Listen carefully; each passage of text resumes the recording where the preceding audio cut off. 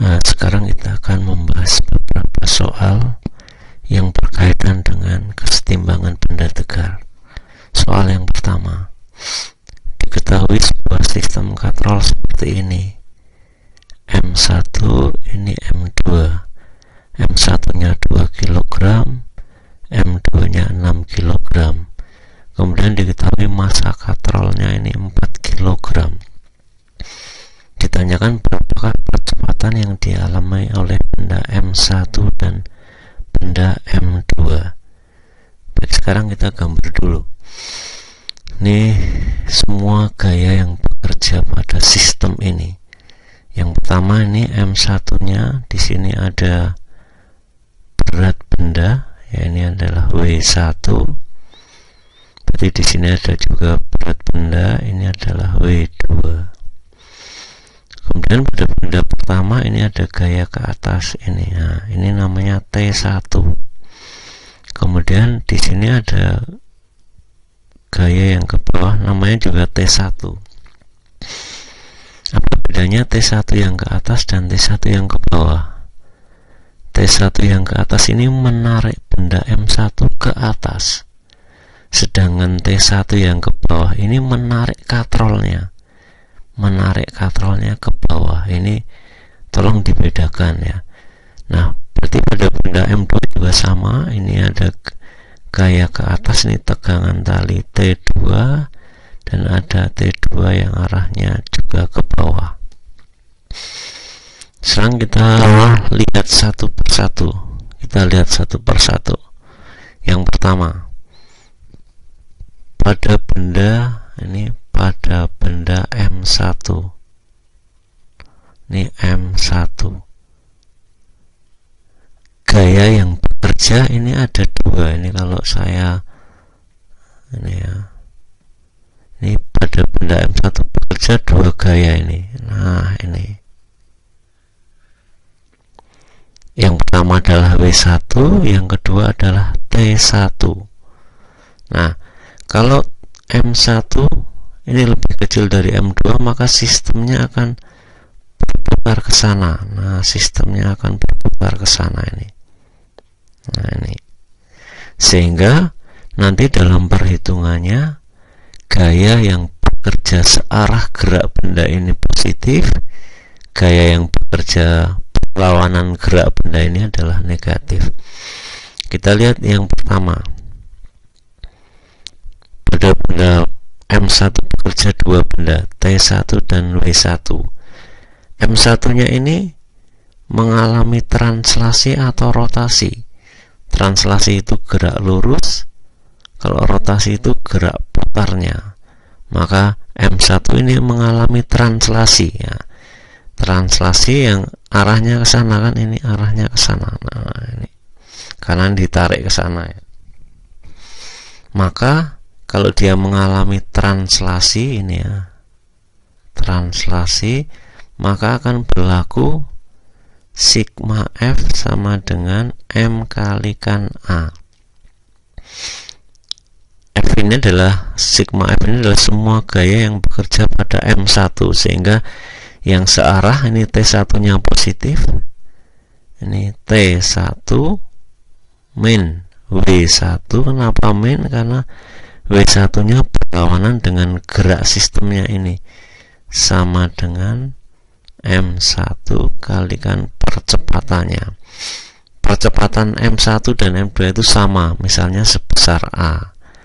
Nah, dari sini kita jadikan satu, maka T1 nya sama dengan M1 kalikan A plus W. Ini saya pindah ke sana jadi positif, ini W1. M1 nya diketahui 2, A nya belum tahu, plus W nya, berarti kalau ini masanya 2, beratnya adalah 20. Maka T1 nya itu sama dengan 2A plus 20. Dengan cara yang sama, maka kita tulis juga ini pada benda 2 atau M2 juga mengalami translasi, maka kita pakai juga sigma F sama dengan M2 kalikan A. Sigma F nya ini adalah semua gaya yang bekerja pada M2. Ini ada W2 positif searah dengan gerak benda, dan T2 ini adalah negatif karena berlawanan, sehingga kita tulis W2 nya positif min T2 sama dengan M2 kalikan A. Ini W2 min M2 kalikan A sama dengan T2. T2 nya saya pindah ke sana. Kita lihat W2 nya berarti ini 60 ya, 60 min M2 nya 6, A nya belum tahu sama dengan T2. Kita sudah punya dua persamaan ini ya, ini dan ini. Kemudian masih ada satu lagi pada katrolnya. Nah, sekarang pada katrolnya bekerja dua gaya juga, T1 ke bawah, T2 juga ke bawah. Tetapi harus diingat bahwa T1 ini berlawanan dengan gerak katrolnya, putaran katrolnya, sedangkan T2 nya searah. Maka T1 nya negatif, T2 nya positif. Nah, apakah katrolnya bertranslasi atau berrotasi? Iya, jelas ini katrolnya berputar, maka dia berrotasi ya. Kita lihat ini katrolnya, ini dia mengalami rotasi ya, rotasi. Kalau sebuah benda mengalami rotasi, maka berlaku bahwa sigma tau sama dengan ini momen inersianya kali percepatan sudutnya. Anda ingat pada penjelasan minggu kemarin, sigma tau-nya ini sama dengan sigma F kalikan R akan sama dengan I kalikan A per R. Percepatan sudutnya ini bisa kita ganti A per R. Kemudian kamu ingat, F ini adalah semua gaya yang menyebabkan benda berrotasi.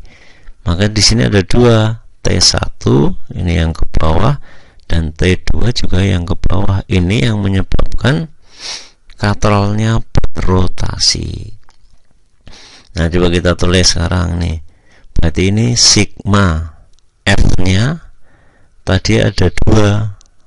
Ya, sigmanya adalah T1-nya negatif, T2-nya positif, sehingga ini T2,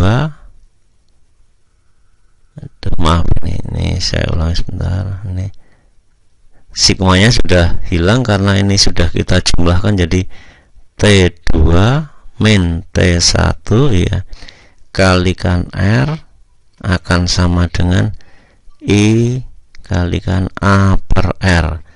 Ini adalah sigma F-nya ini. Ini sigma F-nya, T2-nya positif, T1-nya negatif. Ini saya lanjutkan dulu di sini ya. Jadi terakhir adalah T2 min T1 kalikan R sama dengan I A per R. Nah, momen inersianya katrol ini adalah termasuk apa kemarin? Kalau kamu ingat katrolnya,